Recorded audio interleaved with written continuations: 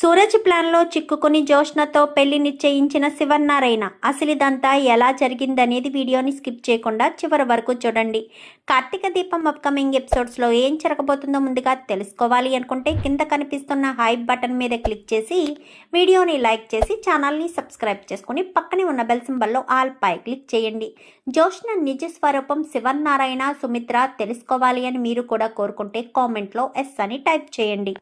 ఇంకా దక్షిణామూర్తి మాలిని ఇద్దరు ఇంటికి వచ్చి జోష్న పెళ్లి గురించి మాట్లాడడం, అలాగే శివన్నారాయణ ముందే శివన్నారాయణని కానీ జోష్నను కానీ ఇంట్లో వాళ్ళని ఎవరిని కూడా ఏమీ అనొద్దు అన్నట్టు సూరజ్ ప్రతి విషయానికి కూడా అడ్డుపడడం, వాళ్ళు ఎలాంటి వాళ్ళో మీకు తెలుసా, ఏంటి అదేంటి ఇదేంటి అంటూ అంతా కూడా మాట్లాడడం, ఇదంతా కూడా చేస్తాడు సూరజ్. అయితే పైగా పారిజాతం ఉంగరం తీసుకుని మరీ ఇక్కడ విషయాలు వాళ్ళకి చేరవేసిందన్న విషయాన్ని కూడా బయట పెడతాడు.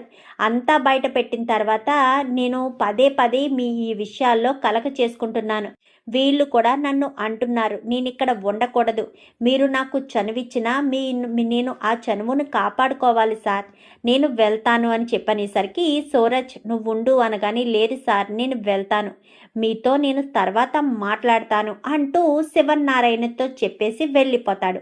వెళ్ళిపోయేసరికి మీరంత ఆరాట పడవలసిన అవసరం లేదు, వీలైనంత తొందరలోనే జోష్న పెళ్లి జరిపిస్తాము, మొదటి శుభలేఖను తీసుకొచ్చి మీకే ఇస్తాము అంటూ దీప చెప్పడంతో ఏమంటారు తాతయ్య గారు అనగానే అవును దీప ఖచ్చితంగా ఇద్దాము, మామూలుగా అయితే ఇలాంటి వాళ్ళని పిలవకూడదు కానీ ఇప్పుడు ఖచ్చితంగా పిలుస్తాను అని చెప్పి ఇంకా శివన్నారాయణ కాస్త మాట్లాడేసరికి సరేనని వాళ్ళు వెళ్ళిపోతారు.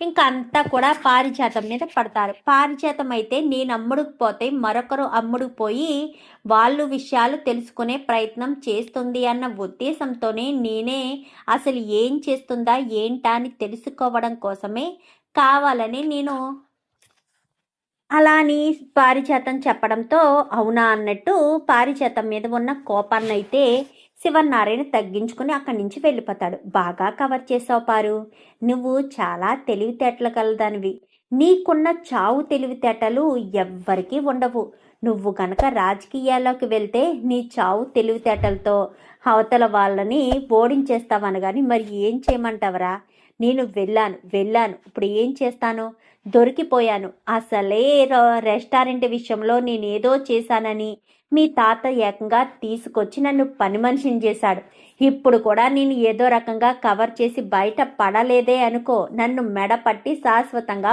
బయటకు గెంటేస్తాడు, అప్పుడు నా పరిస్థితి ఏంట్రా, ఎక్కడికి వెళ్ళాలి, దేశదిమ్మర్లా తిరుగుతున్న కొడుకు దగ్గరికా, మీ నాన్న ఇంట్లో తలదాచుకుంటున్న నా మనవడి దగ్గరికా, మనవరాలు కాస్త ఇక్కడే ఉంది ఇంకెటి వెళ్ళాలి అని చెప్పి మాట్లాడేసరికి అయినా ఏదైనా సరే నువ్వు చాలా తెలివైన దానివి పారు అనుకుంటూ కార్తీక్ వెళ్ళిపోతాడు. అవునరా తెలివైన దాన్నే, నా తెలివితేటల ముందు పిల్లబాతు బచ్చాలు, మీ తెలివితేటలు ఏ మూలరా అని చెప్పి ఇంకా పారిజాతం అయితే అనుకుంటుంది.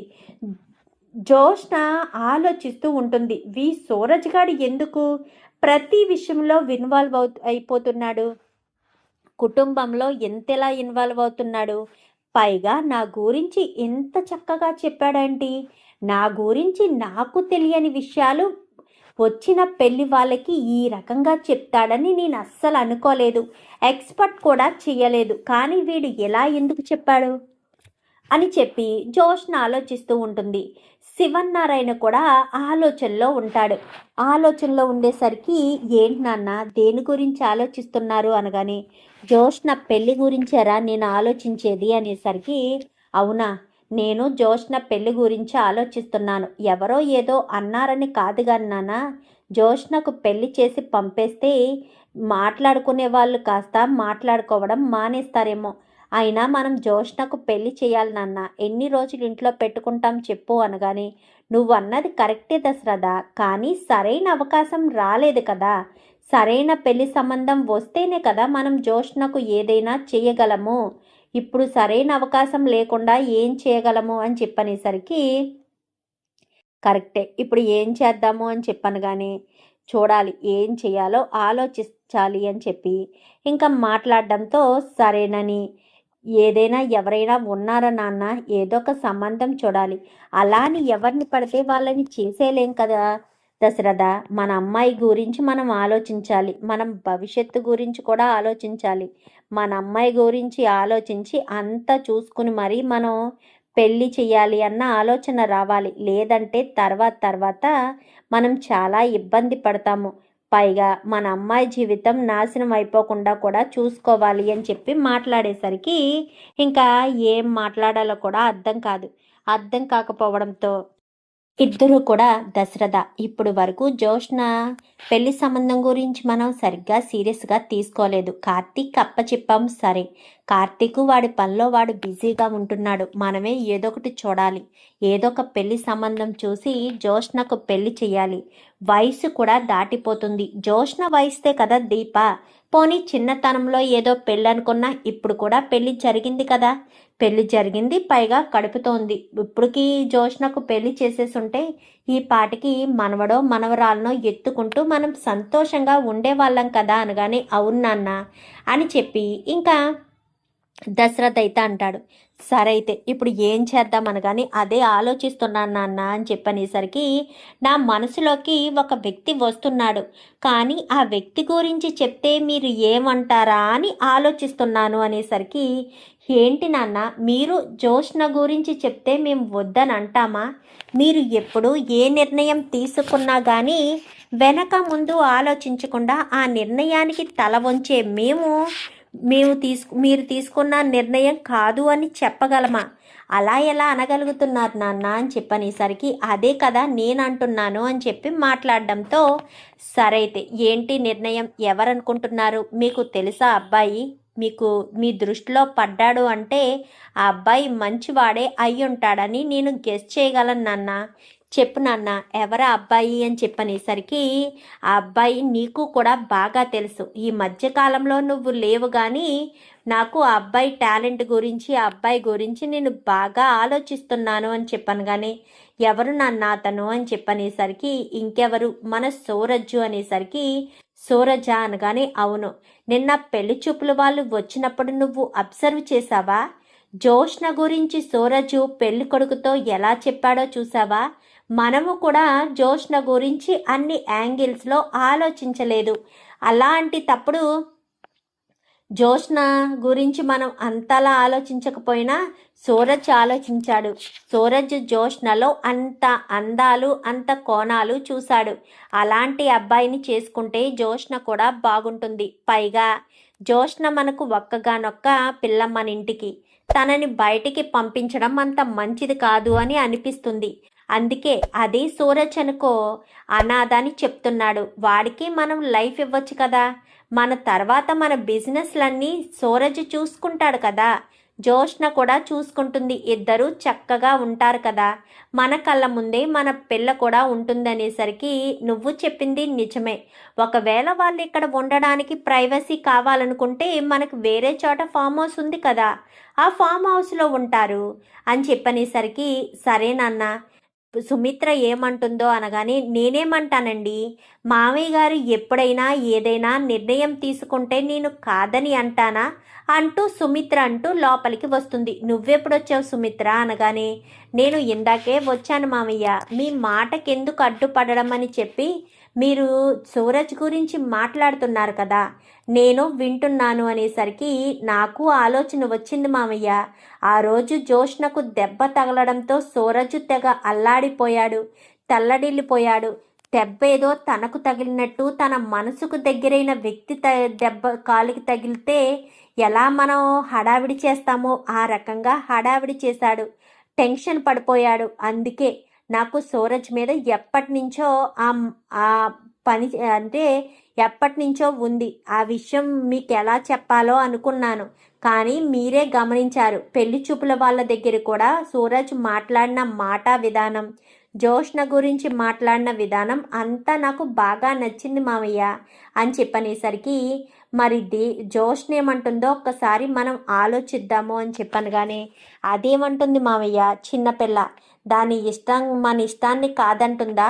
అయినా సరే ఒక్కసారి అడగాలి కాబట్టి అడుగుదామనేసరికి దశరథ జోష్నకు ఫోన్ చెయ్యను. కానీ ఎందుకు నాన్న, నేను పిలుచుకుని వస్తాను కదా, అవసరమా పై వరకు వెళ్ళడం, ముందు ఫోన్ చేయి వస్తుందిలే అని చెప్పాను. కానీ జోష్న తన రూమ్లో కూర్చుని ఉండగా ఫోన్ వస్తుంది. ఫోన్ రావడంతో డాడీ ఫోన్ చేస్తున్నారేంటి, డాడీ బయటికి కానీ వెళ్ళారా అనగానే లేదే, అందరూ ఇంట్లోనే ఉన్నారు కదా, కార్తీకు దీప మాత్రమే ఆఫీస్కి వెళ్ళారు అనేసరికి సరేనని ఇంకా చెప్పండి డాడీ అని చెప్పాను. కానీ ఎక్కడున్నావు జోష్న, నా రూమ్లోనే ఉన్నాను డాడీ అనేసరికి కింద తాతయ్య వాళ్ళ రూమ్లోకి రా అని చెప్పాను. కానీ సరేనని ఇంకా ఫోన్ పెట్టేస్తుంది. నేను తాత వాళ్ళ రూమ్లోకి వెళ్తున్నాను, ఎందుకే అనగాని నాకేం తెలుసు, ఫోన్ ఇప్పుడే కదా వచ్చింది, నేను వెళ్తున్నాను అనగాని నేను వస్తానుండవే, రావద్దు, నువ్వు నాతోనే ఉన్నావని తాత అనుకుంటాడు, తర్వాత నీ ఇష్టం, చాటుగా వింటానే అనగాని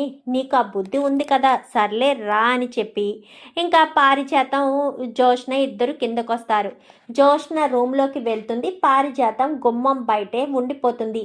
ఏంటి తాత అని చెప్పాను. కానీ ఇలా రామ్మా అని చెప్పి ఇంకా శివనారాయణ పక్కన కూర్చోబెట్టుకుంటాడు. చెప్పు తాత అని చెప్పాను. కానీ నీకు పెళ్లి చేయాలని మేము నిర్ణయం తీసుకున్నాము అనేసరికి పెళ్లి కొడుకు ఎవరనుకుంటున్నావు అనగానే మీరు నా మంచి కోసం ఆలోచిస్తారన్న విషయం నాకు తెలుసు, పెళ్లి కొడుకు ఎవరైనా మీకు నచ్చి మీకు అందరికీ ఇష్టమైన వాడే అవుతాడు కదా, మీ ఇష్టం తాత, మీరు ఎవరిని చేసుకోమంటే వాళ్ళనే చేసుకుంటాను అనేసరికి నా మనసుకు నచ్చిన వాడు ఎలాగా నాకు దూరం అయ్యాడు, ఇంకా మీకు ఇష్టం ప్రకారం మీకు నచ్చిన వాడినైనా చేసుకుంటాను అని చెప్పి ఇంకా జోష్న అయితే అంటుంది. అనేసరికి ఎవరనుకుంటున్నావు అని చెప్పాను. కానీ నేనైతే ఎవరు అని అనుకోవడం లేదు, నువ్వేదైనా చెప్తే చేస్తాను.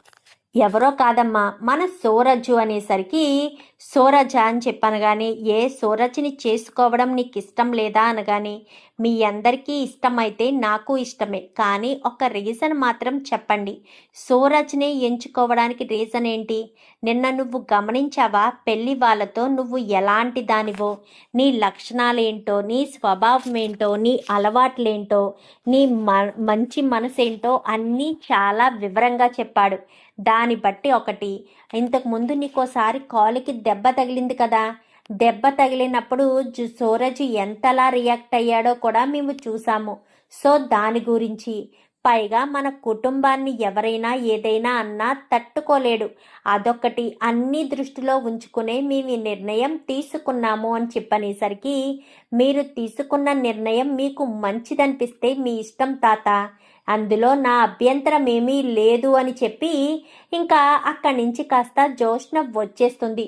పారిజాతం డోరు పక్కన చాటుగా ఉండి విన్నది చాలే, వెళ్ళు, జోష్నతో పాటు నువ్వు కూడా వెళ్ళు అని చెప్పి శివనారాయణ అంటాడు. ఈ ముసలోడికి ఒళ్ళంతా కళ్ళే, నేను ఎక్కడున్నా ఈ ముసలోడు బాగా కనిపెట్టేస్తాడు అనుకుంటూ ఇంకా పారిజాతం కూడా వెళ్ళిపోతుంది. వెళ్ళిపోయేసరికి సరే ఇదే మాట కార్తీక్ దీపక్ కూడా ఒక మాట చెప్పండి నాన్న అని చెప్పనేసరికి ఇప్పుడు మనం ఎలాగో ఆఫీస్కి వెళ్తాం కదా, అక్కడే వాళ్ళకి ఒక మాట చెప్దాం, రండి మావయ్య భోజనంకి ఆలస్యం అయిపోతుంది, భోజనం చేసి వెళ్ళండి అనగాని సరే అని జోష్న అని చెప్పి పిలవడంతో అందరూ కూడా భోజనం చేస్తారు.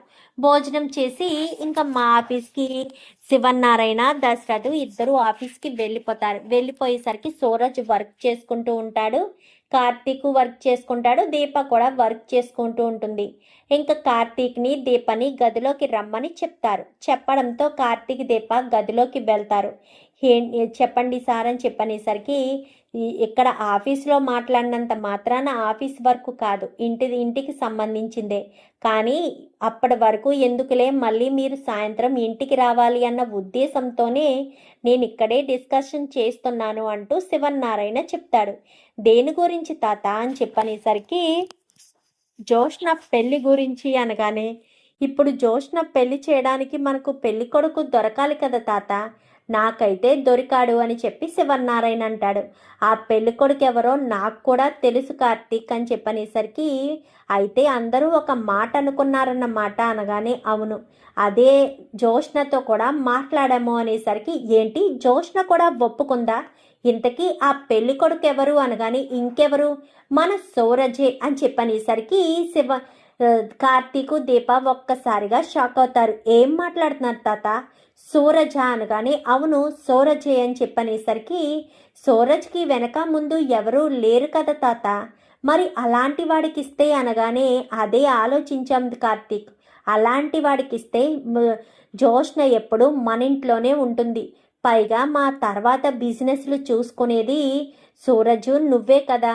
అందుకే మీ ఇద్దరికి బాధ్యత అప్పగించి మేము పూర్తిగా తప్పుకోవాలి అన్న ఉద్దేశంతోనే ఇంకా సూరజ్ లాంటి వాడికి లైఫ్ ఇవ్వడంతో పాటు మన కళ్ళ ముందే ఉంటాడు. పైగా పెళ్లి వాళ్ళ ముందు జోష్న గురించి ఎలా మాట్లాడాడో మీకు తెలియదు అనగానే, లేదు మేము విన్నాము అని చెప్పి కార్తీక్ దీప అంటారు. పైగా దక్షిణామూర్తి మాలిని వాళ్ళు మన ఇంటికి వచ్చినప్పుడు కూడా వాళ్ళు వాళ్ళతో ఎలా సమాధానం చెప్పాడు, మన ఇంటి పట్ల, మన కుటుంబం పట్ల, ముఖ్యంగా నా పట్ల చాలా శ్రద్ధ ఉంది, భయభక్తులు కలిగి ఉన్నాడు, చాలా విశ్వాసంగా ఉన్నాడు. ఇలాంటి వ్యక్తి దొరకడం చాలా అరుదు. ఒక రకంగా చూస్తే అటు తిరిగి ఇటు తిరిగి నీలానే కనిపిస్తున్నాడు నాకు వాడు. వాళ్ళలో నువ్వే కనిపిస్తున్నావురా కార్తీక్. నీ నీతి, నిజాయితీ, నీ పట్టుదల, నీ ధైర్యం అన్నీ నీలానే ఉన్నాయి. ఎవరినైనా సరే ఎదిరించి మాట్లాడతావు, నా అనుకున్న వాళ్ళకి అండగా నిలబడతావు.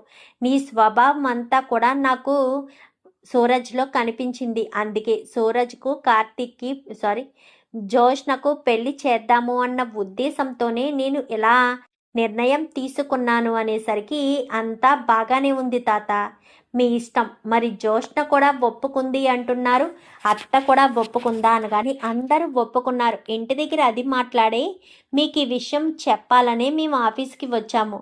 మరి సూరజ్ నిర్ణయం తీసుకున్నారా అనగానే, సూరజ్ని కూడా అడిగేద్దాం ఇప్పుడు అని చెప్పనేసరికి బెల్ల కొట్టడంతో సార్ అని చెప్పాను. కానీ సూరజ్ని పిలు అనేసరికి, సార్ మిమ్మల్ని చైర్మన్ గారు పిలుస్తున్నారు అనగానే, నన్న సరే అని సూరజ్ లోపలికి వస్తాడు. చెప్పండి సార్ అనగానే, కూర్చో సూరజ్ అనేసరికి, పర్వాలేదు సార్ చెప్పండి అనేసరికి, పర్వాలేదు కూర్చో సూరజ్, ఆఫీస్లో మాట్లాడుతున్నాను కదా అని ఆఫీస్ వ్యవహారం అని అనుకోవద్దు, ఇంటి దగ్గర సంబంధించిన విషయమే, కీలకమైన విషయం, కూర్చో, నిన్ను ఒక అభిప్రాయం కనుక్కోవాలి అనేసరికి, చెప్పండి సార్ ఏంటి అనగానే, నీకు మా జోష్న మీద అభిప్రాయం ఏంటి అని చెప్పనేసరికి, జోష్న మేడం మీద నాకేం అభిప్రాయం ఉంటుంది సార్, ఆవిడ చాలా మంచివారు, పైకి పొగరగా కనిపిస్తారు కానీ ఈ కుటుంబం కోసం ఏదైనా చేయడానికి ఎవరినైనా ఎదిరిస్తారు. ఆవిడలో హిడెన్ టాలెంట్ ఉంది, జోష్న గారిలో చాలా టాలెంట్ ఉంది, జోష్న గారు చాలా మంచివారు అని చెప్పి ఇంకా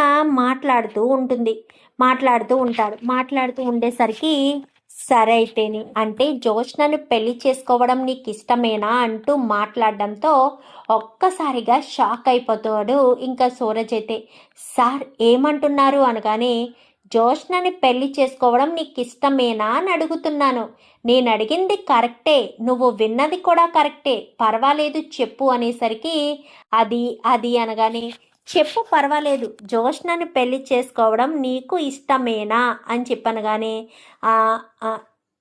ఇష్టమే సార్, భగవంతుడే నాకు కళ్ళ ముందుకొచ్చి వరం ఇస్తాను, దేవత లాంటి అమ్మాయినిచ్చి పెళ్లి చేస్తాను అంటే ఎందుకు చేసుకోను, ఇష్టమే సార్ చేసుకుంటాను అని చెప్పనేసరికి, అందుకే మేమంతా కలిసి నిర్ణయం తీసుకున్నాము, జోష్నకు నీకు పెళ్లి చేద్దామని. పెళ్లి చేస్తే నీకు వెనక ముందు ఎవరూ లేరని అంటున్నావు కాబట్టి నువ్వు మా కళ్ళ ముందే మా అమ్మాయితో పాటు సంతోషంగా ఉండొచ్చు, తర్వాత మా బిజినెస్లు కూడా చూసుకోవచ్చు, నువ్వు కార్తీక్ కదా నెక్స్ట్ మాకున్న వారసులు అంటూ మాట్లాడేసరికి చాలా చాలా థ్యాంక్స్ సార్ నన్ను గుర్తించినందుకు. మరి జోష్న గారు అని చెప్పాను కానీ జోష్నకు కూడా ఇష్టమే. జోష్న అభిప్రాయం తెలుసుకున్న తర్వాతే నీ దాకా ఈ నిర్ణయం తీసుకొచ్చాము. నీ దాకా నిర్ణయం లాస్ట్ వరకు ఎందుకు ఉంచాము అంటే మా గెస్ ప్రకారం, మా అభిప్రాయం ప్రకారం జోష్న మీద నీకు మంచి ఒపీనియన్ ఉంది కాబట్టి జోష్నను పెళ్లి చేసుకోవడం నీకు ఎలాంటి అభ్యంతరం లేకుండా ఉంటుంది అన్న ఉద్దేశంతో చెప్పాము. అసలు మాలో ఈ ఆలోచన మొట్టమొదటిసారి వచ్చింది మా నాన్నకే. మా నాన్నే సూరజ్ లాంటి మంచి వ్యక్తి కంటే ఎవరూ దొరకరు అని చెప్పి నిన్ను సజెస్ట్ చేశారు. చైర్మన్ గారికి నా మీద ఉన్న అభిప్రాయం అలాంటిది.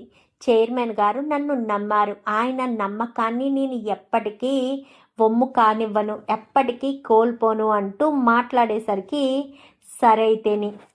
సరే నాన్న, అందరికీ ఓకే కాబట్టి ఒకసారి చెల్లికి బావకి కూడా చెప్దాము. సూరజ్ తరపున పెద్దవాళ్ళుగా తల్లిదండ్రుల స్థానంలో బావ చెల్లి కూర్చుంటారేమో అడుగుదాము అనగానే అమ్మ నాన్న ఒప్పుకుంటారు అని చెప్పి కార్తీక్ అంటాడు. సరేనని చెప్పి ఇంకా సరే కార్తీక్ ఈ విషయం మాట్లాడదామనే వచ్చాము, ఇంకా మేము వెళ్తాము. నేను అలా వెళ్ళి కాంచన వాళ్ళ ఇంటికి కూడా వెళ్ళి కాంచనకు కూడా చెప్పేసి వెళ్తాము అని చెప్పాను. కానీ సరేనని ఇంకా వేవర పనుల్లో వాళ్ళు ఉంటారు. ఉండేసరికి బయటకు వచ్చాక కంగ్రాచులేషన్స్ బ్రదర్ అని చెప్పనేసరికి అది చైర్మన్ గారు నాకు ఇస్తున్న బహుమతి చాలా హ్యాపీగా ఉందనగాని నిజంగా జోష్నను నువ్వు ఇష్టపడుతున్నావు కదా, మేము గమనించాము. మీ ఇద్దరూ గొడవ పడుతున్నారు కానీ నువ్వు జోష్నని ఇష్టపడ్డావు. జోష్న నీతో పెళ్ళికి ఒప్పుకుందంటేనే నాకు ఆశ్చర్యంగా అనిపిస్తుంది అనేసరికి ఇంకా వెంటనే జోష్న ఫోన్ చేస్తుంది. బ్రదర్ జోష్న ఫోన్ చేస్తుంది అనగానే ఫోన్ లిఫ్ట్ చేసి స్పీకర్ ఆన్ చెయ్యని చెప్పనేసరికి ఏంటి సూరజ్ తాత వచ్చి నీకు చెప్పాక తెగ సంబరపడిపోతున్నట్టున్నావు, నన్ను పెళ్లి చేసుకోబోతున్నావని. అది అది అనగానే పర్వాలేదు చెప్పు, నాకు ఇష్టమే అని చెప్పాను. ఎందుకంటే ఎప్పటి నుంచో నువ్వు నన్ను ప్రేమిస్తున్నాను అని నా వెంట పడుతున్నావు కదా, నిన్నెందుకు డిసప్పాయింట్ చేయడం అన్న ఉద్దేశంతో. పైగా నిన్న నువ్వు పెళ్లి వాళ్ళ ముందు నువ్వు మాట్లాడిన తీరు నాకు నచ్చింది. నాలో నాకు తెలియని విషయాలు ఎన్నో నీకు తెలుసని తెలుసుకున్నావని కూడా నాకు అర్థమైంది. అందుకే నిన్ను పెళ్లి చేసుకోవడానికి నాకు ఎలాంటి అభ్యంతరం లేదని చెప్పాను అంటూ మాట్లాడేసరికి సరే నేను ఆఫీస్లో ఉన్నాను అనగానే సరే అయితే నేను ఇంటి దగ్గర ఉన్నాను, బయటికి వెళ్దాం రా అని చెప్పనేసరికి ఆఫీస్ అవర్స్ కంప్లీట్ అయిన తర్వాత వస్తాను అనగానే సరేనని చెప్పి జోష్న ఫోన్ పెట్టేస్తుంది. ఓ బ్రదర్ తిరుగుతాడనుకుంటా ఈ రోజు నుంచి అనగానే పో బ్రదర్ అని చెప్పి ఇంకా అనుకుంటారు. పోనీలే బావా, కార్తీక్ జోష్నకు కూడా పెళ్లి చేస్తే ఏ గొడవ ఉండదు అని చెప్పి మాట్లాడేసరికి ఏం గొడవ ఉండదు, ఇంట్లోంచి వెళ్ళిపోతుంది కదా అనుకుంటే ఇంట్లోనే కదా ఉండేది అని చెప్పాను. కానీ పోనీలే బావా, అందరూ సంతోషంగా ఉంటే అంతకు మించిన కావాల్సిన పనే ఉంది అని చెప్పి ఇంకా అంతా కూడా సంతోషంగా ఉంటారు. ఇంకా అలా ఉన్న తర్వాత కాంచన దగ్గరికి వెళ్ళి కాంచనకి కూడా చెప్తారు. చెప్పేసేసరికి ఎవరు నాన్న పెళ్లి కొడుకు అనగానే సూరజ్ అనేసరికి సూరజా నన్ను కాపాడాడు ఆ అబ్బాయే కదా మామయ్య గారు అనగానే అవును ఆ అబ్బాయే, మనకు చాలా తోడుగా ఉంటున్నాడు, పైగా నమ్మకస్తుడు, అలాంటి వాణ్ణి దూరం చేసుకోకూడదు. అందుకోసమని జోష్నకిచ్చి పెళ్లి చేస్తే మన ఇంట్లోనే ఉంటాడు, వెనక ముందు ఎవరూ లేరు కాబట్టి అన్నీ మనమై ఉంటాం. కానీ ఒక మాట అని చెప్పాను. కానీ ఏంటి నాన్న, అబ్బాయికి తల్లి తండ్రి లేరు కాబట్టి తల్లి తండ్రి స్థానంలో మీరే కూర్చుని పెళ్ళి జరిపించాలి అనగానే మేమా అని చెప్పాను. కానీ మీరే కూర్చొని పెళ్ళి జరిపించాలి అనేసరికి ఒకరి ముఖాలు ఒకరు చూసుకుంటారు. మీరు మాట కాదనరు అన్న ఉద్దేశంతోనే మిమ్మల్ని అడుగుతున్నాను అనేసరికి మీ ఇష్టం మావయ్య గారు, మీరు ఎలా అంటే అలా, మీ మాట మేము కాదని అనం కదా, మీ అభిప్రాయాన్ని మేము ఏకీభవిస్తాము అని చెప్పి ఇంకా శ్రీధర్ అనేసరికి సరే నాన్న వచ్చి ఒక్క నిమిషం కాఫీ తీసుకొస్తాను అని చెప్పాను. కానీ నువ్వు మాట్లాడుతుండు, నేను వెళ్ళి కాఫీ పెట్టుకొస్తాను. బావా నీకు కాఫీ పెట్టడం కూడా వచ్చా అనగానే ఆయనకి వంట చేయడం కూడా వచ్చు అన్నయ్య, ఆయనే కదా ఇంతకు ముందు నాకు వంట చేసి పెట్టేవారు. లండన్లో కార్తీక్ ఉన్నప్పుడు ఆయనే నన్ను ఎంతో చక్కగా చూసుకునేవారు అని చెప్పనేసరికి అవును వంట చేస్తాను అని చెప్పి కాఫీ పెట్టుకుని వస్తాడు. వచ్చేసరికి చాలా బాగుంది అల్లుడు కాఫీ, నా కూతురికి ఇంత చక్కగా కాఫీ పెట్టించేవాడవన్నమాట అని నవ్వుకుంటూ, మరి ఎప్పుడు ముహూర్తాలు అనగానే ఇంకో పంతులు గారిని పిలిపించి ఇద్దరు పేరు ఫలాలు ఎలా ఉన్నాయో ఏంటో చూపించి ముహూర్తాలు పెట్టించాలి, ఎంగేజ్మెంటు అన్నీ కూడా సాంప్రదాయబద్ధంగా జరిపించాలి అనగానే సరే మామయ్య గారు అని చెప్పనేసరికి అమ్మ కాంచన పెళ్ళి ముహూర్తాలు పెట్టుకున్న తర్వాత నువ్వు ఆ ఇంటికి వచ్చేయాలి అనగాని అలా కుదరదు కదా నాన్న, పెళ్లి కూతురు పెళ్లి కొడుకు ఒకే ఇంట్లో ఉండకూడదు కదా, పెళ్లి ముహూర్తాలు పెట్టుకున్న తర్వాతే సూరజ్ని మా ఇంటికే పంపించేయాలి, మా ఇంటి నుంచే సూరజ్ని తీసుకొస్తాము అనగానే అవును నాన్న అని చెప్పి సరేనమ్మా వెళ్ళొస్తాము అని చెప్పాను కానీ సరేనని అక్కడి నుంచి కాస్త వాళ్ళు వెళ్ళిపోతారు. ఇంకా సూరజ్ అయితే తెగ సంతోషపడిపోతాడు. ఎందుకంటే శివనారాయణే వచ్చి సూరజ్ని జోష్నకిచ్చి పెళ్ళి చేసుకో జోష్నని అనే తీరికి సూరజ్ కాస్త మొత్తానికైతే సెట్ చేసేస్తాడు. ఇంతకీ సూరజ్ నిజంగానే మాలిని కొడుకేనా? అదే మీ అనుమానం మీకు కూడా కలిగితే కామెంట్లో మీ అభిప్రాయాన్ని తెలియచేయండి. Thank you for watching. వీడియోని లైక్ చేసి ఛానల్ని సబ్స్క్రైబ్ చేసుకోవడం మాత్రం మర్చిపోవద్దు.